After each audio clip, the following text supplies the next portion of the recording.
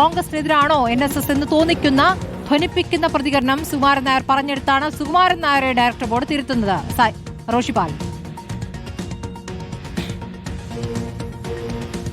സ്മൃതി, വെള്ളാപ്പള്ളി നടേശൻ വാർത്താ സമ്മേളനം നടത്തി അത് UDF-നെതിരെയുള്ള നിലപാട് കൃത്യമായി എടുത്തു എന്ന് ആ വാക്കുകൾ ഉണ്ടായിരുന്നു. അത് ആദ്യ ദിവസത്തെ പ്രസംഗമാകട്ടെ, പിന്നീടുള്ള വാർത്താ സമ്മേളനമാകട്ടെ, അതൊക്കെ അങ്ങനെയാണ്. ആദ്യ ദിവസം തന്നെ വെള്ളാപ്പള്ളി നടേശന്റെ പ്രതികരണത്തിന് അനുകൂലമായി NSS general secretary Sukumaran Nair പ്രതികരിക്കും.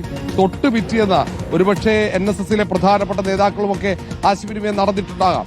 അങ്ങനെ കൂടിയാലോചന നടത്തിയതിനു ശേഷമാകാം തൊട്ടു പിറ്റേന്ന് സുദീർഘമായ വാർത്താ സമ്മേളനം. ആ വാർത്താ സമ്മേളനത്തിലുടനീളം അത് UDF-നെതിരായിരുന്നു. UDF-നെതിരായ കൃത്യമായ സന്ദേശം തന്നെയായിരുന്നു ആ വാർത്താ സമ്മേളനം. ആ ദിവസം വെള്ളാപ്പള്ളി നടത്തിയ വാർത്താ സമ്മേളനമാകട്ടെ, സുകുമാരൻ നായർ നടത്തിയ വാർത്താ സമ്മേളനമാകട്ടെ, അത് രണ്ടും UDF-നെതിരായിരുന്നു. അതുകൊണ്ട് തന്നെ ഈ ഐക്യം വന്നു കഴിഞ്ഞാൽ അത് കൃത്യമാണ് UDF-നെതിരായിരിക്കും അവരുടെ ആശയപരമായ നിലപാട് എന്ന കാര്യത്തിൽ ഒരു സംശയവുമില്ല. അതുകൊണ്ട് UDF നേതൃത്വത്തിൽ ആശ്വാസമാണ്, ആത്മവിശ്വാസം ഉദിച്ചുയരും ഈ ഒരു തീരുമാനത്തോടെ എന്നത്.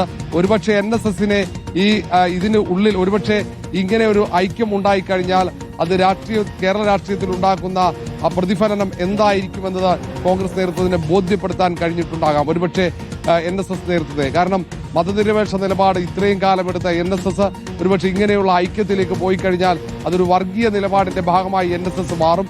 NSS-ന്റെ പ്രതിച്ഛായയെ പോലും അത് ബാധിക്കും എന്ന സന്ദേശം കോൺഗ്രസ് നേതൃത്വം NSS നേതൃത്വത്തെ അറിയിച്ചിട്ടുണ്ടാകാം. കാരണം പിന്നീട് കൊടിക്കുന്നിൽ സുരേഷ് അടക്കമുള്ള പലരും പരസ്യമായും മറ്റ് പ്രധാനപ്പെട്ട നേതാക്കൾ, NSS-മായി വലിയ ആത്മബന്ധമുള്ള കോൺഗ്രസിലെ പ്രധാനപ്പെട്ട നേതാക്കൾ, അവരൊക്കെ അല്ലാതെയും NSS ജനറൽ സെക്രട്ടറി സുകുമാരൻ നായരുമായി സംസാരിച്ചിട്ടുണ്ട്. ഈ കാര്യങ്ങൾ ബോധ്യപ്പെടുത്തിയിട്ടുണ്ടാകാം. ഒരുപക്ഷെ വെള്ളാപ്പള്ളി നടേശന് കൃത്യമായ രാഷ്ട്രീയ ലക്ഷ്യമുണ്ടെന്ന് NSS-ന് ബോധ്യമായതിന്റെ അടിസ്ഥാനത്തിലാകാം ഇങ്ങനെ ഒരു തീരുമാനം, ഒരു നിർണായക തീരുമാനത്തിലേക്ക് NSS എത്തിയത്. നിലവിലെ സാഹചര്യത്തിൽ ഏതായാലും ഐക്യമില്ല എന്ന് പറയുമ്പോൾ UDF-നാണത് ആശ്വാസം. ഏതായാലും വെള്ളാപ്പള്ളി നടേശന് വലിയ തിരിച്ചടിയാണെന്ന് പറയാതെ വയ്യ. കാരണം വെള്ളാപ്പള്ളി നടേശൻ ഇങ്ങനെ ഒരു ഐക്യമുണ്ടാക്കി മറ്റ് ക്രൈസ്തവ സഭകളെ കൂടി ചേർത്ത് നിർത്താൻ കഴിയുമെന്ന ഒരു വിശ്വാസത്തോടെയാണ് മുന്നോട്ട് പോയത്. നേരത്തെ മുസ്ലിം സമുദായത്തിനെതിരെ, മലപ്പുറത്തിനെതിരെയുള്ള പ്രസ്താവന അത് വലിയ വിവാദമായി.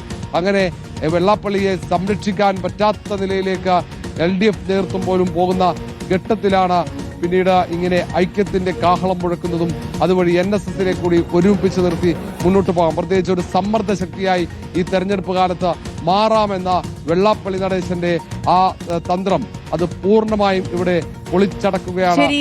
റിപ്പോർട്ട് പുറത്തുവിട്ട ഇന്നത്തെ ഏറ്റവും പ്രധാനപ്പെട്ട വാർത്തയാണ്, ഫസ്റ്റ് ഓൺ റിപ്പോർട്ട് വാർത്തയാണ്. പെരുന്നയിലുണ്ടായിരിക്കുന്ന സുപ്രധാന തീരുമാനം, SNDP യോഗം, NSS ഐക്യം തൽക്കാലം വേണ്ട എന്നുള്ള തീരുമാനം. ലേബി സജീന്ദ്രൻ കൂടി. ലേബി, UDF-നെ സംബന്ധിച്ച് വളരെ ആശ്വാസകരമായ തീരുമാനം, പ്രത്യേകിച്ച് കോൺഗ്രസിനെ സംബന്ധിച്ച്. കോൺഗ്രസിനെതിരെ സുകുമാരൻ നായർ നടത്തിയ പ്രതികരണം, പ്രത്യേകിച്ചും പ്രതിപക്ഷ നേതാവിനെതിരെ നടത്തിയ പ്രതികരണം വലിയ രീതിയിൽ പാർട്ടിക്ക് ഒരുപക്ഷെ തെരഞ്ഞെടുപ്പിൽ തിരിച്ചടിയായേക്കാം എന്നുള്ള ഒരു ആശങ്കയുണ്ടായിരുന്നു. ആ ആശങ്ക പരിഹരിക്കാൻ കൊടിക്കുന്നിലെ പോലുള്ള ചിലരെങ്കിലും സുകുമാരൻ നായരെ രഹസ്യമായി ചെന്ന് കാണാൻ ശ്രമിക്കുകയും ചെയ്തിരുന്നു. ഇപ്പോഴുണ്ടായിരിക്കുന്ന വലിയ തീരുമാനം, ഡയറക്ടർ ബോർഡിന്റെ തീരുമാനം, സുകുമാരൻ നായരെ തള്ളിക്കൊണ്ട് ഡയറക്ടർ ബോർഡ് എടുത്തിരിക്കുന്ന തീരുമാനമായി കാണേണ്ടതുണ്ടോ? എന്താണ് ലേബിക്ക് അറിയാനാകുന്നത്? സ്മൃതി, NSS എന്ന് പറയുന്നതും SNDP എന്ന് പറയുന്നതും നിലപാടുകളുടെ രണ്ട് തറയിൽ നിൽക്കുന്ന സാമുദായിക സംഘടനകളാണ്. NSS-നെ സംബന്ധിച്ചിടത്തോളം 22 പേരടങ്ങുന്ന ഡയറക്ടർ ബോർഡ് എന്ന് പറയുന്നത് ഏറ്റവും നിർണായകമായ അവരുടെ ബോഡിയാണ്. ഇതിലെടുക്കുന്ന തീരുമാനമാണ് ഇനി പ്രതിനിധി സഭയിലേക്ക്, അതിൽ 226 പേരാണുള്ള പ്രതിനിധി സഭയിലേക്ക് വെച്ച് പാസ്സാക്കുകയും ചെയ്യും. എന്നാൽ ഇന്നത്തെ നിർണായകമായ ഈ ഡയറക്ടർ ബോർഡ് യോഗത്തിൽ ഭൂരിഭാഗം അംഗങ്ങളും ഇത്തരത്തിൽ ഈ സംയോജനത്തെ, ഈ ലയനത്തെ തള്ളുന്നു എന്നത് തന്നെയാണ് ഇപ്പോൾ വന്നിരിക്കുന്ന ഈ റിസൾട്ട്. ഇതിൽ സ്മൃതി ഓർക്കേണ്ട കാര്യമുണ്ട്, ഈ രണ്ട് സാമുദായിക സംഘടനകളും എല്ലാ വിഷയത്തിലും, സാമുദായിക വിഷയങ്ങളിലെല്ലാം വ്യത്യസ്ത നിലപാടുകൾ എക്കാലവും സ്വീകരിക്കുന്നതാണ്. അത് സംവരണ വിഷയമാകട്ടെ, ഇപ്പോൾ മുന്നോക്കക്കാരിലെ പിന്നാക്ക സംവരണത്തിലൊക്കെ കടുത്ത വിയോജിപ്പാണ് വെള്ളാപ്പള്ളി നടേശൻ പറഞ്ഞുകൊണ്ടിരിക്കുന്നത്. അത് NSS-ന്റെ പ്രഖ്യാപിത ലക്ഷ്യവുമാണ്. ഇത്തരത്തിൽ സംവരണ വിഷയമാകട്ടെ, ക്ഷേത്ര ആചാരങ്ങളുടെ പ്രശ്നമാകട്ടെ, നേരത്തെ സ്മൃതി ഓർക്കുന്നുണ്ടല്ലോ, ക്ഷേത്രത്തിനുള്ളിൽ ഷർട്ട് ഉപയോഗിക്കാം പുരുഷന്മാർക്ക് എന്നുള്ള വിഷയമൊക്കെ വന്നപ്പോൾ വ്യത്യസ്ത നിലപാടാണ് രണ്ടുപേർക്കും ഉണ്ടായിരുന്നത്. ഇത്തരത്തിൽ ക്ഷേത്ര ആചാരങ്ങളുടെ വിഷയമാകട്ടെ, അത് മാത്രമല്ല ക്ഷേത്രത്തിലെ നിയമനങ്ങളുടെ കാര്യത്തിലാകട്ടെ, ക്ഷേത്ര ദേവസ്വം ബോർഡ് റിക്രൂട്ട്മെന്റ് ബോർഡിന്റെ കാര്യത്തിലൊക്കെ വ്യത്യസ്ത നിലപാട് വന്നതൊക്കെ നമ്മൾ കണ്ടിട്ടുള്ളതാണ്. ഇത്തരത്തിൽ ഏത് സാമുദായിക നിലപാടിലും വ്യത്യസ്ത നിലപാട് സ്വീകരിക്കുന്ന രണ്ട് സാമുദായിക സംഘടനകളാണ് എക്കാലത്തും NSSഉം SNDPയും. അതുകൊണ്ട് തന്നെ അവരുടെ ഒരു സംയോജനം എന്ന് പറയുന്നത് തീർച്ചയായും രാഷ്ട്രീയപരമായി വിഷമകരം തന്നെയാണ്. ഇപ്പോൾ അതാണ് സംഭവിച്ചിരിക്കുന്നതും. NSS ജനറൽ സെക്രട്ടറി സുകുമാരൻ നായർക്ക് അത്തരമൊരു താല്പര്യം ഉണ്ടായെങ്കിൽ പോലും NSSനുള്ളിൽ നിൽക്കുന്ന ഡയറക്ടർ ബോർഡ് അംഗങ്ങൾക്കാകട്ടെ, അല്ലെങ്കിൽ താലൂക്ക് യൂണിയൻ പ്രതിനിധി സഭയിലെ അംഗങ്ങൾക്കാകട്ടെ, താലൂക്ക് യൂണിയൻ പ്രസിഡന്റുമാർക്കാകട്ടെ വ്യത്യസ്ത അഭിപ്രായങ്ങൾ ഉണ്ടാകും എന്നുള്ളത് ഏതാണ്ട് ഉറപ്പായിരുന്നു. അതാണ് ഇപ്പോൾ മറനീക്കി പുറത്തു വന്നിരിക്കുന്നത്. സ്മൃതി ഒന്നുകൂടി ഓർക്കേണ്ടതുണ്ട്. സ്മൃതി നേരത്തെ ചോദിച്ചതുപോലെ UDFനെ സംബന്ധിച്ചിടത്തോളം UDF വലുതായി ഒരു വോട്ട് ബാങ്ക് അങ്ങ് പൂർണ്ണമായും ഈഴവ സമുദായത്തിന്റെയും നായർ സമുദായത്തിന്റെയും ഷിഫ്റ്റ് ചെയ്യുന്നൊന്നും UDF കരുതാൻ വഴിയില്ല. എങ്കിൽ പോലും രണ്ട് പ്രബല സമുദായങ്ങൾ ഒരുമിച്ച് നിൽക്കുമ്പോൾ അത് സ്വാഭാവികമായും ഒരു പൊതുചിന്ത രൂപപ്പെടാനുള്ള സാഹചര്യം ഉണ്ടാക്കിയേക്കും. അതായത് കേരളത്തിലെ രണ്ട് ഹൈന്ദവർക്കിടയിലെ പ്രബലമായ രണ്ട് സംഘടനകൾ, രണ്ട് സാമുദായിക സംഘടനകൾ ഇത്തരത്തിൽ ഒരുമിച്ച് UDFനെതിരായി നിൽക്കുന്നു എന്നത് ഈ സമുദായങ്ങൾക്കിടയിൽ ഒരു ആശയക്കുഴപ്പം ഉണ്ടാക്കും എന്നുള്ള ആശങ്കയൊക്കെ സ്വാഭാവികമായും UDFനുള്ളിൽ ഉണ്ടാകുക തന്നെ ചെയ്തിട്ടുണ്ട്.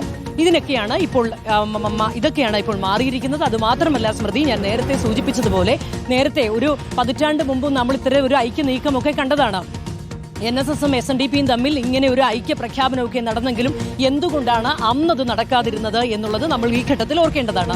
ഇത്തരത്തിൽ രാഷ്ട്രീയപരമായ വിയോജിപ്പുകൾ ഒരുമിച്ച് ചേർത്ത്, വിയോജിപ്പുകളുള്ള സ്ഥിതിക്ക് അത് ഒരുമിച്ച് ചേർത്തുകൊണ്ട് അല്ലെങ്കിൽ അതൊക്കെ മാറ്റിവെച്ചുകൊണ്ട് ഇങ്ങനെ ഒരു പ്ലാറ്റ്ഫോമിൽ ഒരുമിച്ച് നിൽക്കുക എന്നുള്ളത് വളരെ വിഷമകരം തന്നെയാണ്. അതുകൊണ്ടാണ് നേരത്തെയും അത് പ്രാബല്യത്തിലാകാതിരുന്നത്.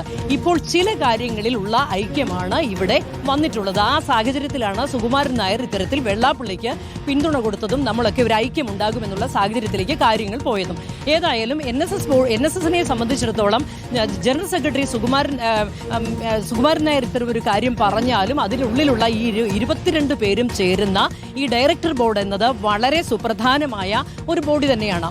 ആ നിർണായക തീരുമാനം അവിടെ നിന്ന് വരുമ്പോൾ സ്വാഭാവികമായും ഒറ്റയ്ക്ക് ജനറൽ സെക്രട്ടറിക്ക് മറിച്ചൊരഭിപ്രായം പറയാൻ ഇവിടെ സാധിക്കുകയുമില്ല. അതുകൊണ്ടാണ് ഇപ്പോൾ ഇത്തരത്തിലുള്ള തീരുമാനത്തിലേക്ക് കാര്യങ്ങൾ വന്നിരിക്കുന്നത്. അതുമാത്രവുമല്ല, ഇതിൽ NSS ഒരു കാര്യം കൂടി ചിന്തിച്ചിട്ടുണ്ടാകാൻ സാധ്യതയുണ്ട്. ഇത്തരത്തിലൊരു ലയനം സാധ്യമായാൽ രാഷ്ട്രീയപരമായി അത് SNDPക്കായിരിക്കും ഗുണം ചെയ്യുക എന്നുള്ളൊരു തോന്നലും NSSന് വന്നിട്ടുണ്ടാകാം.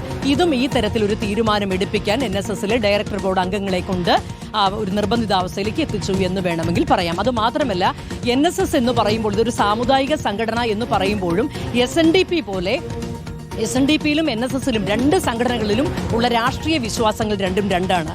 രണ്ട് ഭാഗത്തേക്ക് ഈ സമദൂരം എന്നൊക്കെ എപ്പോഴും general secretary NSS general secretary പറയുമ്പോഴും ഇതിൽ കുറച്ചുകൂടി അനുഭാവം UDFനോട് പുലർത്തുന്നവരുണ്ട്, BJPയോട് പുലർത്തുന്നവരുമൊക്കെ അതിലുണ്ട്. അതുകൊണ്ട് തന്നെ ഇത്തരത്തിൽ ഒരു ലയനം പെട്ടെന്ന് തന്നെ സാധ്യമാകുക എന്നുള്ളത് സ്വാഭാവികമായും ബുദ്ധിമുട്ടുള്ള കാര്യമാണ്. വ്യത്യസ്ത രാഷ്ട്രീയ അഭിപ്രായങ്ങൾ അതിൽ കടന്നുവരും. അതുമാത്രമല്ല, സാമുദായികമായ കാര്യങ്ങൾ നോക്കുമ്പോൾ പോലും ഇത്തരത്തിൽ രാഷ്ട്രീയപരമായി ഇത് SNDPക്ക് മാത്രം ഗുണം ചെയ്യുമോ എന്നൊരു ആശങ്ക NSSനും വന്നിട്ടുണ്ടാകാം.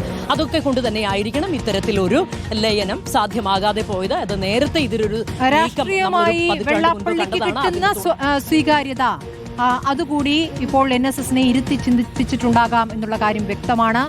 സായികുമാറിലേക്ക് കൂടി. സായികുമാർ, ഇപ്പോൾ വെള്ളാപ്പള്ളി നേരത്തെയും ഐക്യാഹ്വാനം നടത്തിയിട്ടുള്ളതാണ്. ആ ഐക്യാഹ്വാനം ഒരു ഘട്ടത്തിൽ സുകുമാരൻ നായർ ഏറ്റെടുത്തതാണ്.